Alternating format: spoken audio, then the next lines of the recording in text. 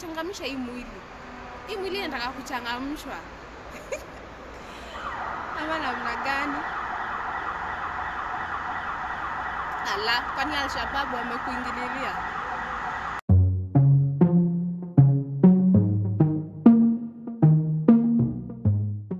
Hey guys, how are you doing? It's Igari, and today we're going to talk about bad eating habits.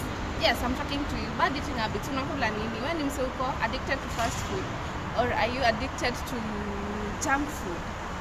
Because nowadays I've noticed people are eating, yani watu wanakaa wajipendi ama ni lack of knowledge.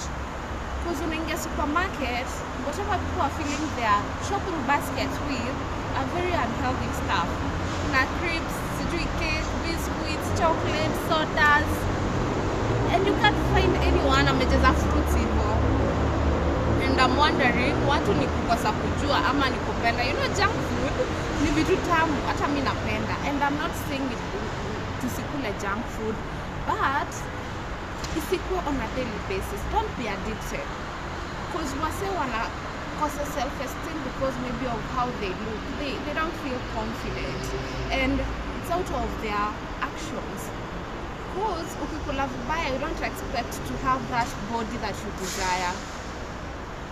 Usishinda kwenda gym and you still eating bad. Gym is a solution. It starts with you. And hakuna kitu huwezi achieve in this world as long as you have the will to change. Unaona? My friend was just telling me, kuna msee wa hapa tu nje, kuna msee wa fruits na kuna msee wa smoky pasua na hizo chapo na mayai. Msee wa smoky pasua line inakuanga hivi, watu wanagojeanga ndio atendiwe. Basi msee wa fruit mwenye ako na maembe, ako na watermelon, hakuna line, like hana customer. Sasa mnataka tu kuendelea kukula vibaya, hata kama tuliambiwa tukienda mbinguni tutapewa mwili mpya. Si ujipenda mama, jipe mwili poa, because it starts with you.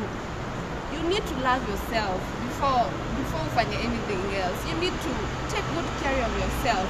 Kula fruits, enda soko, jaza basket na matunda. It's cheap. Actually it's cheaper than the junk food. Endo jaze popo, endo jaze watermelon, endo jaze apples, and drink plenty of water. And let me tell you guys, kutakuwa na maisha fiti sana. The way you look, vile utakuwa una relate na wase, you build your self-esteem, yani utakuwa una feel tu unakaa poa.